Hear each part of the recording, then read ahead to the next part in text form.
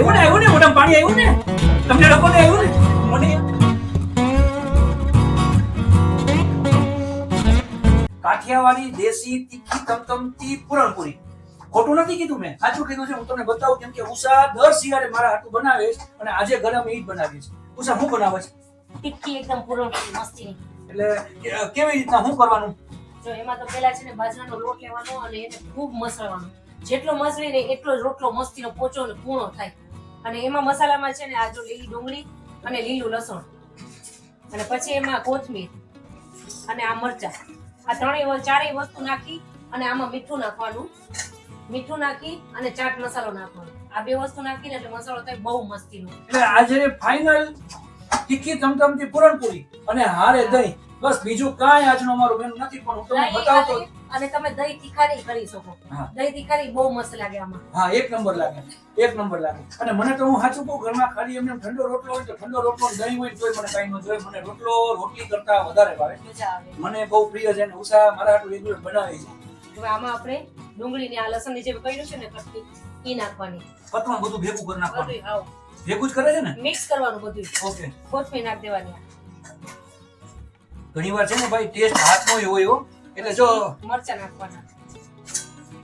એટલે જો ઘણીવાર દિલથી બનતું હોય ને તો એનો સ્વાદ અલગ આવે. પ્રેમથી બનાવીએ પછી એમાં આ ચાટ મસાલો નાખવાનો. ચમચી બમચી તો લે નહીં, આપણે હાથથી મસાલો. પછી આટલું મીઠું નાખી દેવાનું. રેગ્યુલર બધી રસોઈમાં મુઠ્ઠા ભરી ભરી નાખે, ખબર નહીં હું છે ઈ. પણ સ્વાદ બરોબર જ થાય. એક નંબર, કોઈ દિવસ નહીં ખારું કે નહીં. એક નંબર સ્વાદ થાય. કોઈ દિવસ કઈ વધારે મીઠું કદાચ વધારે ઓછું હોય તો નોર્મલી, બાકી બીજું કઈ નહીં. ઈ નોર્મલ છે. ઉપરથી નાખવું પડે તો હાલે. હા, વધારે નો આવે. આ બધું કરી નાખ્યું હવે મિક્સ. હા, મિક્સ થઈ ગયું.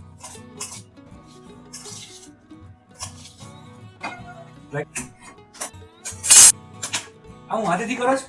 હા, પાટલામાં ઘણાઈને ફાવે છે પણ હાથેથી ઓછો ફાવે. ફાવે કરી પણ એમાં પૂરણ આવે ને આટલું જ કરવાનો. પછી એમાં આપણે આજે બનાવેલું પેસ્ટ છે એ નાખવાનું. હવે ઠંડીમાં આવું ખાય તો કેવી મજા આવે. ને ભાઈ અમારા સિવાય આવી રેસીપી કે આવું કોણ કરે છે કે આની કઈ અલગ રેસીપી હોય, અલગ રીતે કઈ બનાવતા હોય તોય ખાસ કહેજો એટલે અમને ખબર પડે. અમે તો રેગ્યુલર આ રીતે બનાવીએ. આના સિવાય કઈ અલગ કઈ હોય? આહા, જો ગયા ને.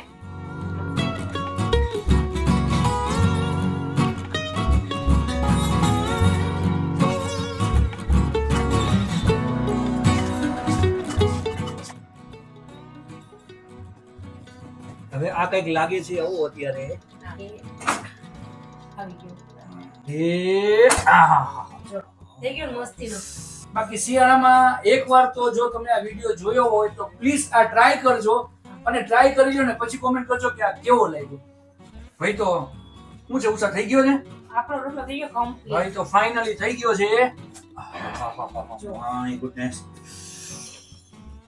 આવ્યું ને મોઢામાં પાણી આવ્યું ને તમને લોકોને આવ્યું ને?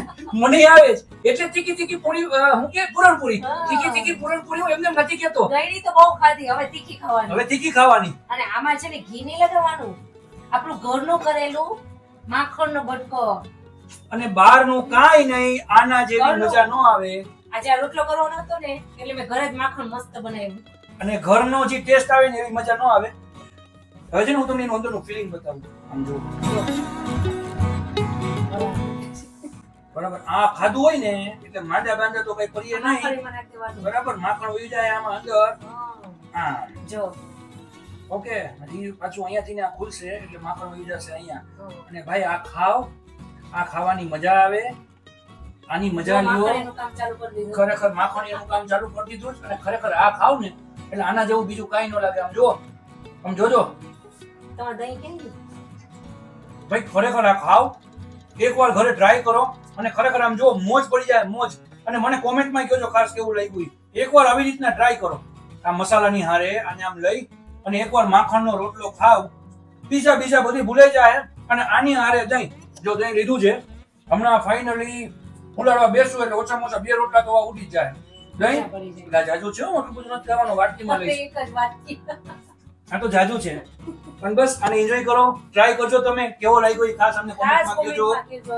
એટલે અમને ખબર પડે. અને કાઈ આની નવી રેસીપી હોય ને તોય અમને કહેજો. જો માખણ તો જો અને વિડીયો કેવો લાગ્યો એ ખાસ કહેજો, કોમેન્ટ કરજો. નવા વિડીયોમાં ફટાફટ અમે પાછા મળશું. ત્યાં સુધી બધાને જય શ્રી કૃષ્ણ. જય શ્રી કૃષ્ણ. બાય.